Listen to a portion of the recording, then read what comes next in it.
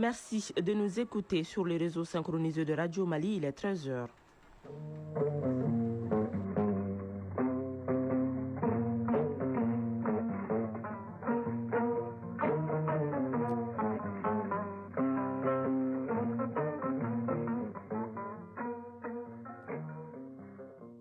Le journal. Barakissa Ouattara. Journée internationale de la tolérance zéro à l'égard des MGF à excision. Le Mali renforce son offensive contre les mutilations génitales féminines face à la pratique trop élevée. Pour l'édition 2026, le département en charge de la promotion de la femme s'est penché sur les rôles et responsabilités des autorités et légitimités traditionnelles du Mali face aux enjeux de l'abandon des MGF à excision. Plus de 95 millions de francs CFA, c'est la somme injectée pour l'autonomisation de 100 filles vulnérables dans la région de Tombouctou. Les bénéficiaires, dont des survivantes de violences basées sur le genre, sont issus des communes de Bambara-Maoudé, Gossi, Tonka et Douekiri. Vaste opération de sécurisation à Kita. La patrouille mixte des forces de défense et de sécurité intensifie les contrôles routiers sur certains axes en ville comme dans la périphérie. Sport en fin d'édition, nous parlerons de la Ligue des champions et de la Coupe de la CAF et aussi de la tenue d'un symposium demain qui portera sur la CAN au Maroc. Voilà pour le sommaire. Mesdames et messieurs, bonjour et bienvenue aux informations. Un référentiel national d'évaluation de la recherche est en voie de validation. C'est à la faveur d'un atelier de partage et de validation organisé par l'Agence malienne d'assurance qualité de l'enseignement supérieur et de la recherche scientifique. Les détails avec Aliou Abdoulaye Touré. La tenue de l'atelier de partage et de validation du référentiel d'évaluation de recherche répond à une exigence, celle du renforcement de la qualité de la recherche et de la formation au niveau de l'enseignement supérieur. La rencontre vise à doter les établissements d'enseignement supérieur et les centres de recherche d'un outil harmonisé d'évaluation conforme aux standards nationaux et internationaux. Professeur Ouattani Diallo est directeur exécutif de l'Agence malienne d'assurance qualité de l'enseignement supérieur et de la recherche scientifique. On parle de qualité, parle de référence, parce qu'on ne peut pas les évaluer sans s'appuyer sur des critères transparents. Donc nous avons élaboré un document pour l'évaluation de la recherche, tout ce qui est structure de recherche, tout ce qui est programme de recherche. Donc il s'agit d'élaborer donc ce document et d'y mettre quelques références et des critères avec également ce qu'on appelle des éléments de preuve. Parce que pour dire que pour telle chose marche bien, il faut des critères, il faut des preuves aussi pour vérifier, et dans les documents et sur le terrain. Voilà, donc l'atelier d'aujourd'hui s'occupe essentiellement du volet recherche. Professeur Moussa Tangara est secrétaire général du ministère de l'Enseignement supérieur et de la recherche scientifique. Ce référentiel-là va nous permettre d'outiller les collaborateurs comment faire la recherche et comment mieux partager les résultats de la recherche avec les étudiants. Le projet de référentiel d'évaluation des structures de recherche, une fois validé, complétera la série de référentiels dont l'Agence malienne d'assurance qualité de l'enseignement supérieur a besoin pour exercer la plénitude de ses fonctions.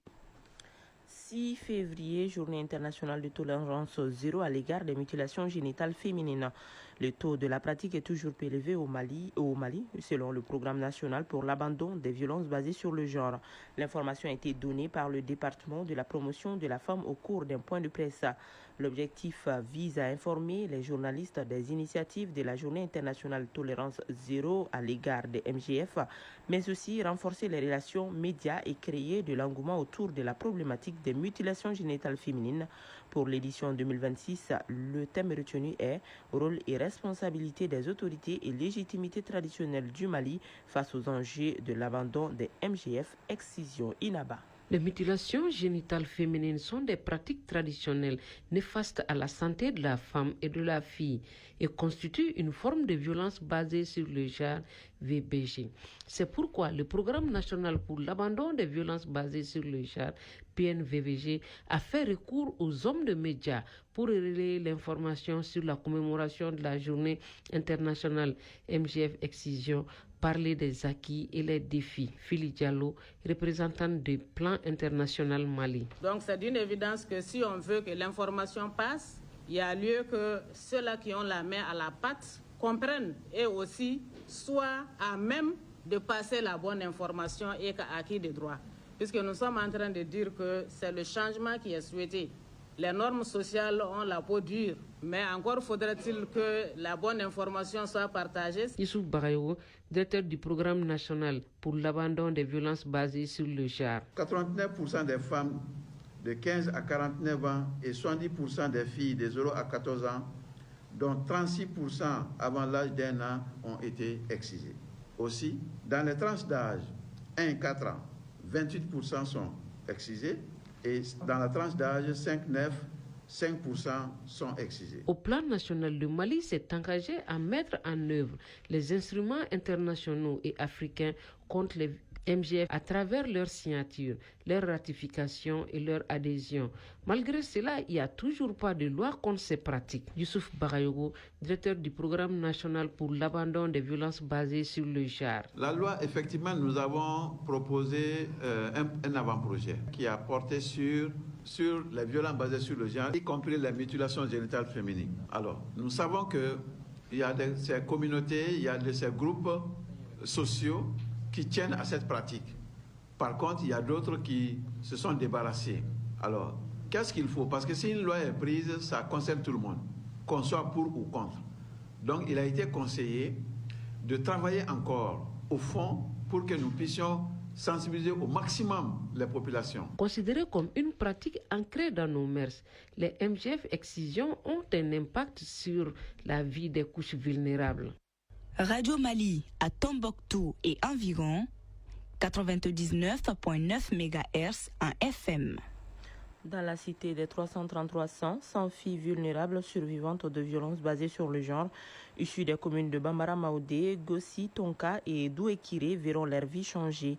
En vue de contribuer à leur autonomisation, l'UNICEF et son bailleur, la coopération allemande, à travers l'ONG Ardil, leur a remis d'importants kits de démarrage ainsi que des équipements et matériels pour 3 services techniques. Le coût de l'ensemble de ce don s'élève à plus de 95 millions de francs CFA. Le point avec Najim Babassi. Par ce geste, l'UNICEF donne un nouveau départ vers l'autonomisation à une centaine de filles vulnérables survivantes des violences basées sur les genres en leur remettant des kits d'activités génératrices de revenus après leur formation dans des domaines comme la coupe-couture, l'agriculture et l'artisanat. Cette action de l'UNICEF se situe dans le cadre du financement allemand destiné à la résilience des communautés BRS. Koloma Wassoro, chef du bureau zone UNICEF Tombouctou. En soutenant les filles dans ces activités génératrices de revenus telles que la couture, la transformation alimentaire, l'élevage et l'artisanat, nous reconnaissons leur courage, leur résilience et leur droit à un avenir digne. Ces initiatives renforceront également l'employabilité des jeunes au sein des communautés.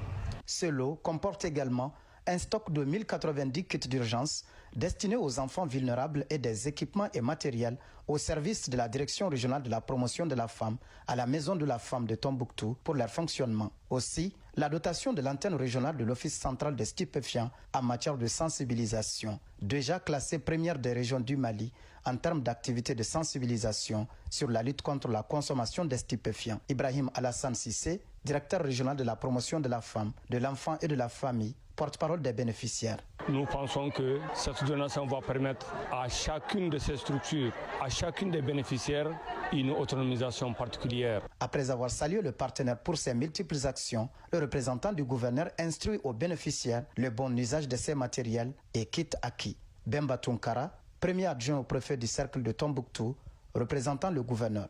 L'UNICEF est aujourd'hui un partenaire stratégique de la région de Tombouctou. L'UNICEF accompagne les populations qui sont dans le besoin dans tous les domaines de la vie courante. Ils exhortent donc les récipiendaires à une utilisation efficace et efficiente des kits mis à leur disposition. À travers ces acquis concrets, l'UNICEF et ses partenaires prouvent que la résilience ne se construit pas seulement par l'aide d'urgence, mais surtout par l'investissement dans le potentiel humain. Tombouctou, Najim Baba Sissé, Alou Koulibaly pour l'ORTM.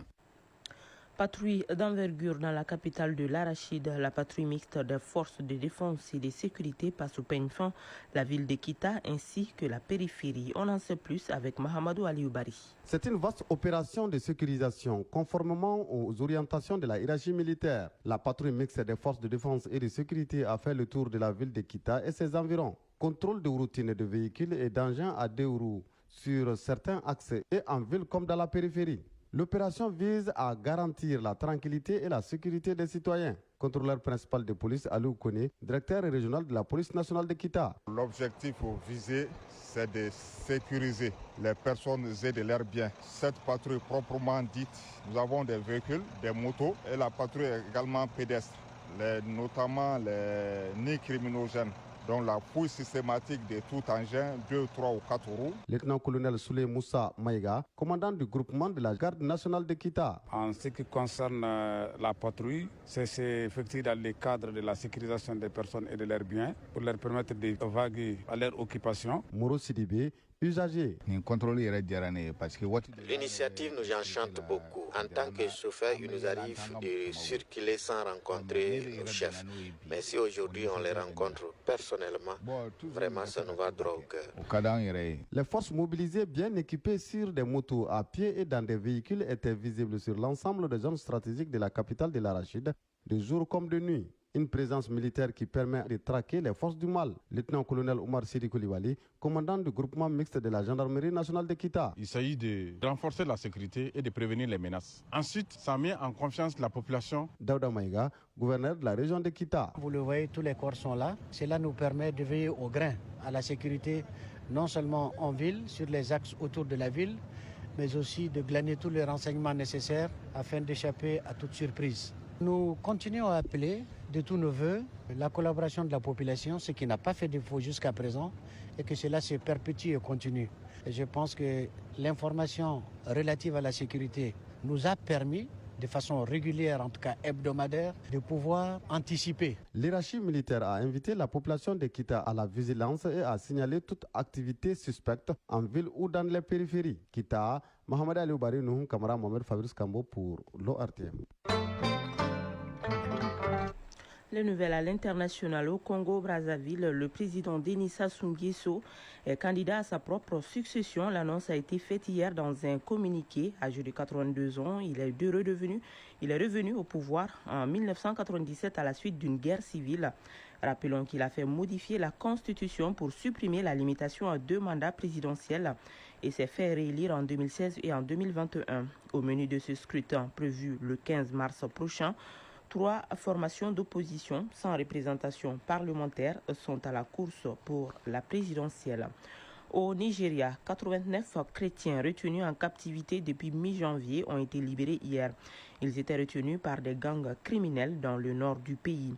Cet enlèvement a eu lieu en pleine messe dominicale. Face à la situation, les circonstances de leur libération n'ont pas été dévoilées, mais rappelons que le paiement de rançon est illégal au Nigeria. Inondation au Maroc. La situation météorologique du pays est alarmante. De fortes précipitations continuent à s'abattre. Ainsi, plus de 140 000 personnes ont été évacuées dans le nord-ouest. En mi-décembre dernier, 37 personnes avaient péri à Safi sur la côte atlantique lors de crues soudaines et d'inondations, le plus lourd bilan de la dernière décennie pour des intempéries de ce type dans le pays.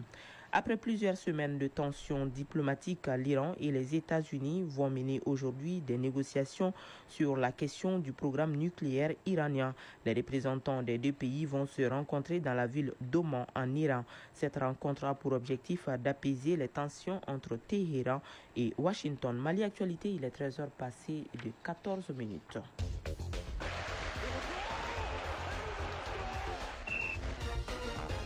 Sport, compétition africaine des clubs à 2 journées de la fin de la phase de poule.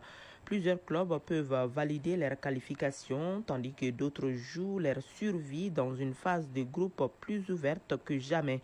Il s'agit bien de la Ligue des champions et de la Coupe de la CAF. La direction technique nationale de la FEMAFOOT organise en collaboration avec les entraîneurs de football demain au stade Mamadou Konaté un symposium qui portera sur la CAN au Maroc. 3 semaines après la démission collective du comité exécutif de la Fédération malienne de football, la trace une feuille de route précise vers des élections. Le résumé de l'actualité sportive avec Isaac Chenou. Du nouveau dans la crise que connaît la Fédération malienne de football. Hier, la FIFA a défini les contours de la transition dans la gestion du football national jusqu'à l'élection d'un nouveau comité exécutif. La lettre de la FIFA précise que le secrétaire général et le staff administratif assureront les activités courantes pendant cette période transitoire. La commission mise en place lors de la séance du 15 novembre 2025 est tenue à mener le processus électoral jusqu'à l'élection du nouveau bureau en toute indépendance et dans le strict respect des statuts de la Fédération malienne de football et de son code électoral. La FIFA assurera un suivi étroit de l'ensemble du processus électoral et enverra des représentants lors des élections afin de veiller à leur bon déroulement et appelle à la pleine coopération de l'ensemble des parties prenantes concernées durant cette période de transition. Pour rappel, cette décision est consécutive à la démission récente de tous les membres du comité exécutif de la FEMAFOOT et qui acte la vacance de tous les postes au sein de la FEMAFOOT. Restons sur le plan national pour dire que la direction technique nationale de la FEMAFOOT organise en collaboration avec les entraîneurs de football demain au Salomon de Konaté un symposium. C'est un symposium qui portera sur la CAN au Maroc. Pour plus de précisions, je vous propose qu'on écoute Ousmane Guino, directeur technique national de la Fédération malienne de football, que nous avons joint. Ce symposium, en quelque sorte, c'est pour faire le bilan de la CAN au côté malien. Voir en quelque sorte qu'est-ce qui a marché, qu'est-ce qui n'a pas marché. Sur le choix des hommes, sur l'utilisation des joueurs, la gestion des matchs, sur le plan technique, sur le plan tactique, sur le plan physique, sur le plan mental. Voir l'environnement, les buts encaissés, les buts marqués, les cartons, parler en quelque sorte de tout ça. Il y a eu, il y a 2 ans, un symposium sur le football national. Il y a eu aussi des recommandations qui ont été faites. Bon, de notre côté, sur le plan technique, nous allons voir en quelque sorte, est-ce que ce qui avait été dit dans les recommandations là ont été appliquées. Qu'est-ce qui a marché, qu'est-ce qui n'a pas marché. Nous allons parler de tout ça. Sur le terrain, championnat national de Ligue 1 professionnelle, la 13e journée commence cet après-midi avec 2 rencontres. Au stade de Konaté, le FC Malekura sera face à l'USFAS à partir de 16h. Au même moment, au stade Ouezin Koulibaly, Derby Academy accueille Afrique Football Elite. Suite fin demain samedi. Compétition africaine des clubs. À 2 journées de la fin de la phase de poule, plusieurs clubs peuvent valider leur qualification, tandis que d'autres jouent leur survie dans une phase de groupe plus ouverte que jamais. Le Mondial Club d'Alger, El Hilal, Yes Kabylie, El Ali ou encore le Salman de Bamako et l'Espérance pourraient rebattre les cartes et rapprocher certains favoris du top 8. Le Salman de Bamako semble bien parti pour retrouver les quarts de finale pour la première fois depuis 2015. Mais devra franchir un obstacle de taille devant l'Espérance sportive de Tunis, ancien champion d'Afrique et habitué des grandes soirées continentales. Déjà ce vendredi, le Mondial Club sera face à Al Hilal Omdurman. Les autres rencontres se joueront samedi et dimanche. Des duels également à suivre au programme de la 5e journée de la Coupe de la CAF. Le Wydad de Casablanca vise sa relance. Le club marocain se déplace au Kenya pour affronter Nairobi United, la lanterne rouge du groupe B. Le SM d'Alger et l'OSC Safi est prêt donc se qualifier dès cette 5e journée. Le club algérien se déplace en terre ivoirienne pour affronter le FC San Pedro, alors que les Marocains accueillent le Djoliba. Les rencontres de la Coupe de la CAF se joueront demain et dimanche. Vous pouvez retrouver cette édition sur nos plateformes digitales. Pour vous dire que c'est la fin de cette édition, une présentation de Barakissa Ouattara. Elle a été réalisée par Awa Traoré et Abouakar Kodivier Fane sous la coordination de Sédou Traoré. La mise en onde est assurée par Binto Traoré, à la mise en ligne Badi Touré. Merci à vous de l'avoir suivi. Prochain rendez-vous avec les infos, c'est à 19h30. D'ici là, juste après ce journal, vous pourrez suivre les avis et communiquer avec Adama Koulibaly. Bonne suite de programme.